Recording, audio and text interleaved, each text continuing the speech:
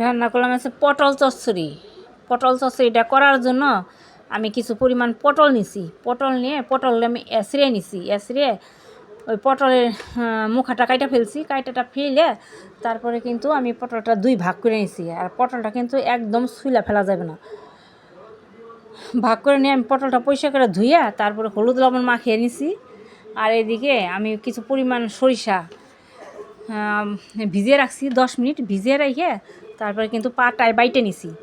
সরিষাটা butter সময় আমি কিন্তু সরিষা বাটার মধ্যে সামান্য একটু পরিমাণ লবণ দিয়ে তারপরে বাটছি, কারণ সরিষার মধ্যে লবণ দিয়ে বাটলে ওই সরিষা কখনো তেতো হবে না। এই কারণে আমি লবণ দিয়ে বাটি সবসময়। আর সরিষা বাটাটা তুইলে ওই পাটায় আমি কিছু কাঁচা লঙ্কা বাইটে নিছি। আর এদিকে আমি কড়াইতে তেল দিছি। তেলটা যখন আমার গরম হয়ে গেছে তখন আমি সব পটল ভাইজে নিছি। সমস্ত পটল ভাইজে তুলে নিছি। ওই তেলে আমি ফোড়ন দিয়েছি জিরা। আমার জিরাটা একটু ভাজা হয়ে গেছে যখন, তখন কিন্তু আমি ভাজা পটলগুলো দিয়ে দিছি। দিয়ে দিছি পরিমাণ মতো হলুদ, পরিমাণ মতো কাঁচা লঙ্কা, পরিমাণ মতো লবণ। এই সব কিছুর সাথে পটলটা একটু কষে নিছি। কষে তারপর আমি ওই সরিষাটা যে বাইটে রাখছি ওই সরিষা বাটার মধ্যে সামান্য একটু জল দিয়ে মিশিয়ে তারপরে কিন্তু আমি পটলটার মধ্যে দিয়ে দিছি।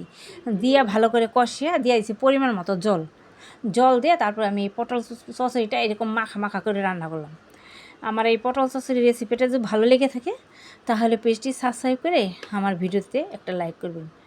আর এরকমভাবেই পটল চচ্চড়িটা এরকমই মাখা মাখা রাখতে হবে। এর চেয়ে বেশি কিন্তু সরিষা কিন্তু এরকমই রাখতে হবে, বেশি এর থেকে ঝুল রাখা যাবে না। এরকমই সরষার ঝুল মাখা মাখা রাখতে হবে চচ্চড়িটা।